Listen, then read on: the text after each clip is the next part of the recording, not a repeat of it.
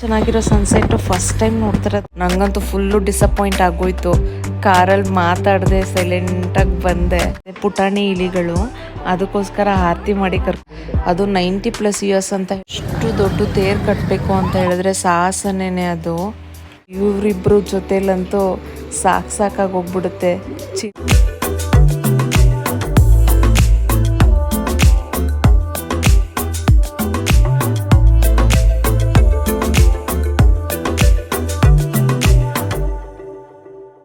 Hi hello friends, welcome back to Mr and Mrs Lakshmiram vlogs. ಹೇಗಿದ್ದೀರಿ ಎಲ್ಲರೂ? ನಾವು ಚೆನ್ನಾಗಿದ್ದೀವಿ, ನೀವು ಕೂಡ ತುಂಬಾ ಚೆನ್ನಾಗಿದ್ದೀರಾ ಅಂತ ಭಾವಿಸ್ತೀನಿ. ಇವತ್ತಿನ ಈವ್ನಿಂಗು ತುಂಬಾ ಪ್ಲೆಸೆಂಟ್ ಆಗಿದೆ. ವಾವ್, ಆ್ಯಕ್ಚುಲಿ ನಾನು ತುಂಬ ದಿನ ಆದಮೇಲೆ ಈ ರೀತಿ ಸನ್ಸೆಟ್ ನೋಡ್ತಾ ಇರೋದು, ಮತ್ತು ಇಷ್ಟು ಚೆನ್ನಾಗಿರೋ ಸನ್ಸೆಟ್ಟು ಫಸ್ಟ್ ಟೈಮ್ ನೋಡ್ತಾ ಇರೋದಂತ ಹೇಳ್ಬೋದು.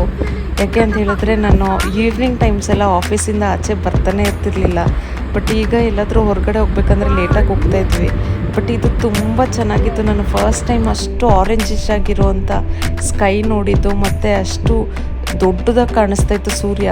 ಬಟ್ ನಾನು ಅದು ಕ್ಯಾಪ್ಚರ್ ಮಾಡ್ಕೊಳ್ಳೋಣ ಅನ್ನೋಷ್ಟೊತ್ತಿಗೆ ಮಿಸ್ ಆಗಿಬಿಡ್ತು. ಮುಂದಕ್ಕೆ ಕರ್ಕೊಂಡೋಗಿ ಅಂತ ನಮ್ಮ ಮನೆಯವ್ರನ್ನ ಕೇಳಿದೆ. ಬಟ್ ಹೋಗ್ತಾ ಅಷ್ಟೊತ್ತಿಗೆ ಸನ್ಸೆಟ್ ಆಗೇ ಬಿಟ್ಟಿತ್ತು. ಇನ್ನೊಂದು ದಿವಸ ಕರ್ಕೊಂಡು ಹೋಗ್ತೀನಿ ಅಂತ ಹೇಳಿದ್ರು. ಆ್ಯಕ್ಚುಲಿ ಈ ರೀತಿ ನಾನು ನೋಡಿಬಿಟ್ಟು ತುಂಬ ಖುಷಿಯಾಗೋಯ್ತು ನನಗೆ. ಆ ಸನ್ಸೆಟ್ನ ನೋಡಿದ್ದು, ಆ ಆರೆಂಜಿಶ್ ಸ್ಕೈ ಅಂತೂ ಎಷ್ಟು ಅಟ್ರಾಕ್ಟಿವ್ ಆಗಿತ್ತು ಅಂತ ಹೇಳಿದ್ರೆ. ಈಗಲೂ ಅಷ್ಟೇ ನಾನು ಟಾಪಿಕ್ಗೆ ಬರದೆ ಈ ಸ್ಕೈ ಬಗ್ಗೆನೇ ಮಾತಾಡ್ತಾ ಇದ್ದೀನಿ. ಇವತ್ತು ಎಲ್ಲಿಗೆ ಹೋಗ್ತಿದ್ದೀವಿ ಅಂತ ಹೇಳಿದ್ರೆ ಬನ್ನೇರುಘಟ್ಟ ಜಾತ್ರೆಗೆ ಹೋಗಬೇಕು ಅಂತ ರೆಡಿ ಆಗಿದ್ವಿ. ಬಟ್ ಆದರೆ ಅಲ್ಲಿ ತುಂಬ ಕ್ರೌಡ್ ಇರುತ್ತೆ ಅಂತ ಹೇಳಿಬಿಟ್ಟು ಅಮ್ಮನೂ ನಮ್ಮ ಮನೆಯವರು ಬೇಡ ಅಂತ ಹೇಳಿಬಿಟ್ರು. ಅಮ್ಮ ಇವತ್ತು ಅವ್ರ ಫ್ರೆಂಡ್ ಮನೆಗೆ ಉಸ್ಕೂರ್ಗೆ ಜಾತ್ರೆಗೆ ಹೋಗ್ತಾ ಇದ್ದಾರೆ. ಅವ್ರನ್ನ ಬಿಟ್ಬಿಟ್ಟು ಬರೋಣ ಅಂತ ಹೋಗ್ತಾ ಇದ್ವಿ. ಮತ್ತು ಹಾಗೆ ನಾವು ಜಾತ್ರೆದು ಕುರ್ಚಿ ಎಲ್ಲ ಇರುತ್ತಲ್ಲ ನೋಡ್ಕೊಂಬರೋಣ ಅಂತ ಹೊರಟ್ವಿ. ಸೊ ರೆಡಿ ಎಲ್ಲ ಆದಮೇಲೆ ಹೇಳ್ತಿದ್ದಾರೆ ಬೇಡ ಹೋಗೋದು ಬನ್ನೇರುಘಟ್ಟ ಜಾತ್ರೆಗೆ, ತುಂಬ ಜನ ಕ್ರೌಡ್ ಇರ್ತಾರೆ ಅಂತ. ನನಗಂತೂ ಫುಲ್ಲು ಡಿಸಪಾಯಿಂಟ್ ಆಗೋಯ್ತು.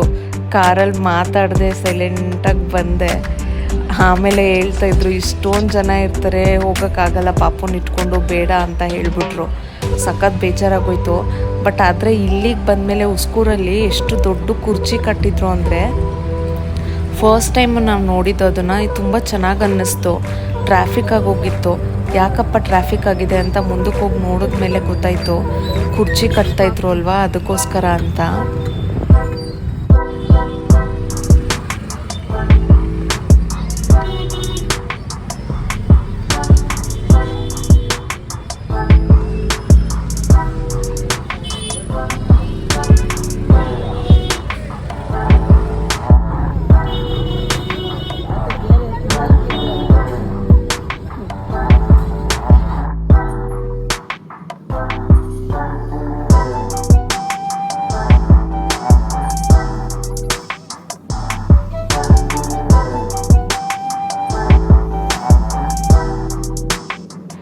ಸೊ ಹೆಂಗೋ ಫೈನಲಿ ಆಂಟಿ ಮನೆಗೆ ಬಂದು ಸೇರಿದ್ವಿ.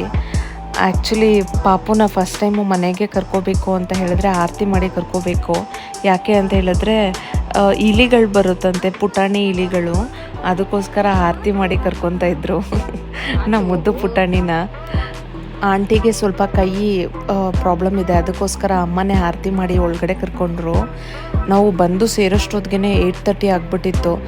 ನಮ್ಮ ಮನೆಯಿಂದ ಅವ್ರ ಮನೆಗೆ ಹೋಗೋಷ್ಟೊತ್ತಿಗೆ 2 ಅವರ್ ಆಗುತ್ತೆ. ಅದಕ್ಕೋಸ್ಕರ ಹೋಗಿದ ತಕ್ಷಣ ಸ್ವಲ್ಪ ಹೊತ್ತು ಕೂತ್ಕೊಂಡು ಮಾತಾಡಿದ್ವಿ. ಆಂಟಿ ಅವ್ರ ಅಮ್ಮ, ಇದು ಅಜ್ಜಿ 90+ ಇಯರ್ಸ್ ಆಗಿದೆ, ಆದರೂ ಎಷ್ಟು ಆ್ಯಕ್ಟಿವ್ ಇದ್ದಾರೆ. ನಮ್ಮ ಪಾಪುನ ನೋಡಿ ಹಾಡೆಲ್ಲ ಆಡ್ತಾಯಿದ್ರು. ಅಜ್ಜಿ ಚೆನ್ನಾಗಿ ನಡೀತಾರೆ, ಇನ್ನೂ ಅಜ್ಜಿಗೆ ತುಂಬ ಚೆನ್ನಾಗಿ ಕಣ್ಣೆಲ್ಲ ಕಾಣಿಸುತ್ತೆ, ಮತ್ತು ಅವ್ರ ಕೆಲಸ ಎಲ್ಲ ಅವರೇ ಮಾಡ್ಕೊಳ್ತಾರೆ. ಎಷ್ಟು ಗ್ರೇಟ್ ಅಲ್ವಾ. ಈಗ ಎಲ್ಲರೂ 50+ ಇಯರ್ಸ್ ಇರೋದೇ ಒಂದು ದೊಡ್ಡ ವಿಷಯ, ಅದು 90+ ಇಯರ್ಸ್ ಅಂತ ಹೇಳಿದ್ರೆ ತುಂಬಾ ಗ್ರೇಟ್ ಅಲ್ವಾ.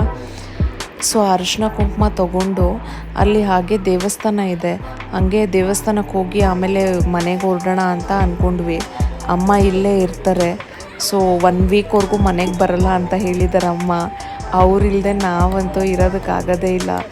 ಸೊ ನೋಡೋಣ ಹೆಂಗಿರುತ್ತೆ ಅಂತ. ವಾಪಸ್ ಅವರು ಬೇಗ ಬಂದುಬಿಡ್ತಾರೆ, ಯಾಕಂದರೆ ಅವ್ರ ಮೊಮ್ಮಗನ ಬಿಟ್ಟು ಇರೋದಿಲ್ಲ. ಸೊ ಅದಾದಮೇಲೆ ಅಲ್ಲಿಂದ ದೇವಸ್ಥಾನಕ್ಕೆ ಹೊರಟ್ವಿ.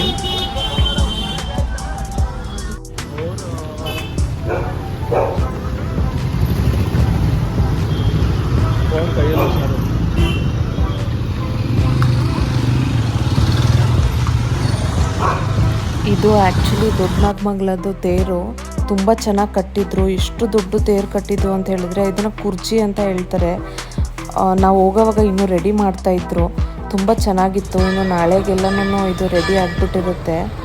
ಅಬ್ಬಬ್ಬಾ, ತೇರು ನೋಡೋದಕ್ಕೆ 2 ಕಣ್ಣು ಸಾಲಲ್ಲ, ಎಷ್ಟು ದೊಡ್ಡದಾಗಿದೆ ಅಂತ ಹೇಳಿದ್ರೆ ವೀಡಿಯೋ ಕೂಡ ಹಿಡಿಯೋದಕ್ಕಾಗಿಲ್ಲ. ತುಂಬ ದೂರದಿಂದ ಕ್ಯಾಪ್ಚರ್ ಮಾಡಬೇಕು. ಸಖತ್ ಹೈಟಾಗಿತ್ತು. ಅದು 200 ಫೀಟ್ ಅಂತ ಹೇಳ್ತಾರೆ. ಎಷ್ಟು ಫೀಟು ಅಂತ ಆ್ಯಕ್ಚುಲಿ ನನಗೂ ಗೊತ್ತಿಲ್ಲ. ಇಲ್ಲಿ ಆಂಜನೇಯನ ದೇವಸ್ಥಾನ ಇದೆ, ಅಲ್ಲಿಗೆ ಹೋಗಿದ್ವಿ ನಾವು. ಅಲಂಕಾರ ತುಂಬ ಚೆನ್ನಾಗಿ ಮಾಡಿದರು.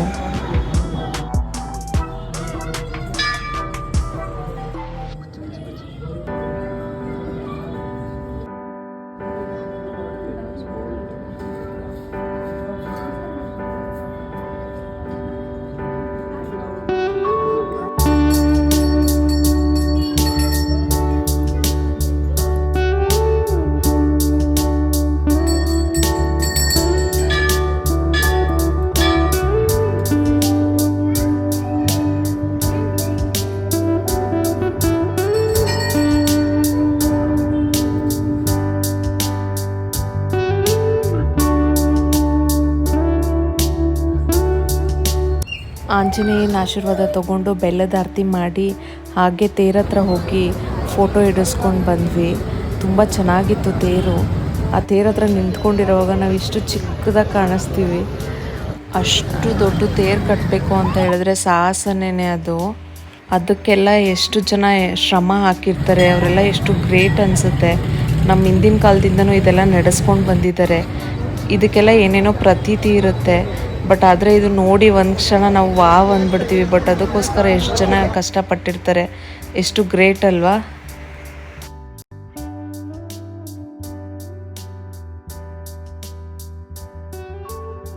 ಅಮ್ಮನ್ನ ಅವ್ರ ಫ್ರೆಂಡ್ ಮನೇಲಿ ಡ್ರಾಪ್ ಮಾಡಿ ಟಾಟಾ ಬೈ ಬೈ ಹೇಳಿ ಮನೆಗೆ ವಾಪಸ್ಸಾದ್ವಿ. ಅವ್ರನ್ನ ಬಿಟ್ಬಿಟ್ಟು ಬರೋಕ್ಕೆ ಮನಸ್ಸೇ ಇರಲಿಲ್ಲ. ಮನೆಗೆ ಬರೋಷ್ಟೊತ್ತಿಗೆ ಆಲ್ಮೋಸ್ಟು 10:30 ಆಗಿಬಿಟ್ಟಿತ್ತು. ಸೊ ಮನೆಗೆ ಬಂದು ಅಡುಗೆ ಮಾಡ್ಕೊಂಡು ತಿನ್ನೋಷ್ಟೊತ್ತಿಗೆ 11:15 ಆಗೋಗ್ಬಿಟ್ಟಿತ್ತು.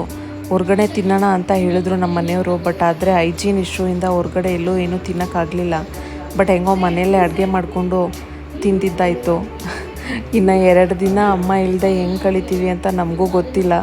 ಅದು ಇವರಿಬ್ಬರು ಜೊತೆಲಂತೂ ಸಾಕಾಗಿ ಹೋಗ್ಬಿಡುತ್ತೆ.